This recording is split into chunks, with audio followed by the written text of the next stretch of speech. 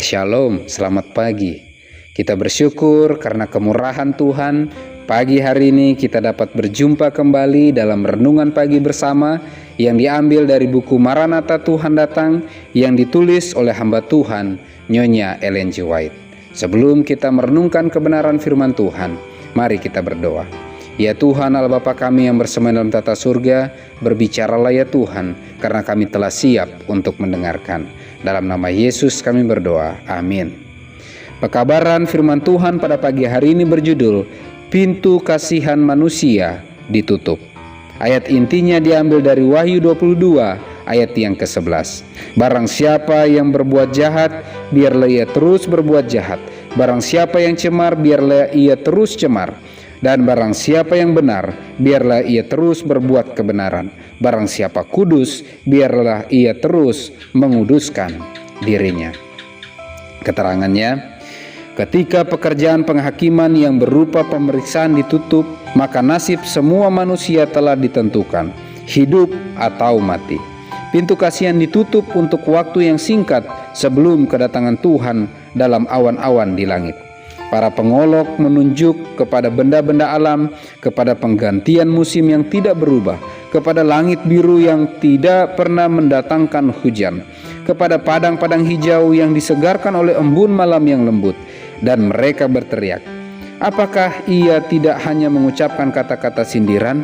Dengan tercela mereka memaklumkan pengkhotbah kebenaran itu merupakan seorang bersemangat yang liar.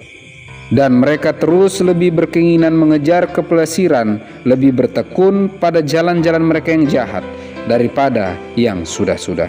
Tetapi ketidakpercayaan mereka tidak dapat menghindarkan peristiwa yang dinubuatkan. Allah lama bersabar dengan kejahatan mereka, memberi mereka cukup kesempatan untuk bertobat. Tetapi pada saat yang telah ditentukan, penghakimannya kena kepada orang-orang yang menolak kemurahannya. Kristus memaklumkan bahwa akan ada orang-orang demikian yang tidak percaya akan kedatangannya yang kedua kali. Sama seperti orang-orang pada zaman Nuh, tidak tahu akan sesuatu sebelum air bah itu datang dan melenyapkan mereka semua. Demikian pula lah halnya seperti kata juru selamat kita, kelak pada kedatangan anak manusia. Matius 24 ayat yang ke-39.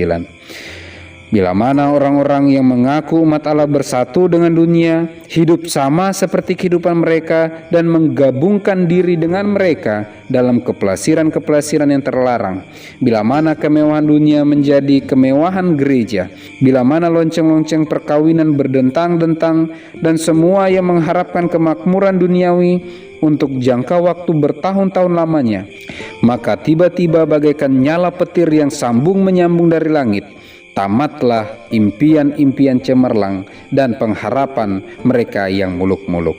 Peristiwa-peristiwa yang berkaitan dengan pintu kasihan ditutup dan pekerjaan persiapan untuk menghadapi masa kepicikan dengan jelas dibentangkan.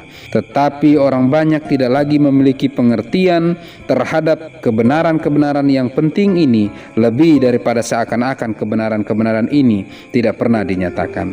Setan siap siaga untuk menyerobot setiap kesan yang dapat menjadikan mereka bijaksana untuk memilih keselamatan, dan masa kepicikan akan menemukan mereka tidak mengadakan persiapan. Pintu kasihan manusia ditutup. Pelajaran firman Tuhan pada pagi hari ini mengingatkan kita bahwa akan ada suatu titik di mana pintu kasihan rahmat Tuhan itu akan tertutup. Apabila batas kesabaran Allah itu sudah sampai kepada titik puncaknya, bahwa kejahatan manusia sudah bertimbun-timbun dan umat-umat Tuhan sudah selesai diperiksa dalam bilik yang maha kudus, maka pintu kasihan akan tertutup bagi manusia. Maka yang benar akan terus berbuat benar, yang kudus akan terus menguduskan dirinya, sedangkan yang jahat akan terus berbuat jahat, yang cemar akan terus cemar.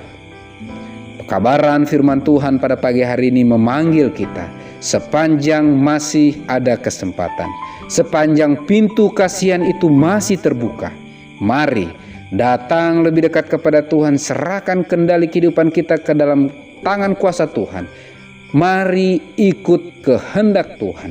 Mari bergabung dalam barisan umat-umat Tuhan yang menantikan kedatangan Kristus yang kedua kali. Mari percaya kepada Tuhan dan bergantung sepenuhnya kepada Tuhan, mengikuti kehendak-kehendak Tuhan, perintah-perintah Tuhan, sehingga dengan pertolongan Tuhan saja, ketika Dia datang di kali yang kedua, kita akan siap. Bukan hanya kita, keluarga kita, sahabat kita, jemaat kita, bahkan siapa saja yang kita jumpai akan siap menyambut kedatangan Tuhan yang kedua kali. Mari kita berdoa. Ya Tuhan Allah Bapa kami yang bersemayam dalam tata surga, terima kasih banyak kebenaran firman Tuhan pada pagi hari ini mengingatkan kami bahwa sepanjang masih ada kesempatan, sepanjang pintu kasihan masih terbuka, bantu kami untuk mempersiapkan segala sesuatunya untuk siap menyambut kedatangan-Mu yang kedua kali.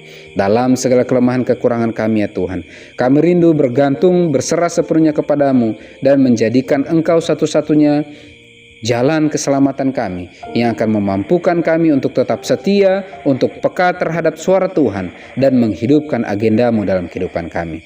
Persiapkan kami untuk menerima roh jan akhir, perlengkapilah kami dengan karunia-karunia rohani, dan kiranya dengan pertolongan Tuhan kami bisa dilayakkan menerima materai Allah yang hidup.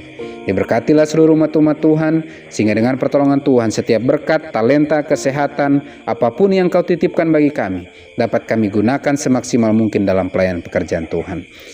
Bila ada umat-umat Tuhan yang sedang sakit, kiranya Engkau sembuhkan, yang sedang dalam keadaan berduka cita kiranya Engkau hiburkan, yang lemah iman kiranya Engkau kuatkan, sehingga dengan pertolongan Tuhan dalam setiap tantangan kehidupan yang kami alami, kami terus mengandalkan Engkau dan merasakan indahnya berjalan bersama-sama dengan Engkau. Terpujilah nama-Mu ya Tuhan, dalam nama Yesus kami berdoa, amin. Maranatha, Tuhan datang, Tuhan Yesus memberkati.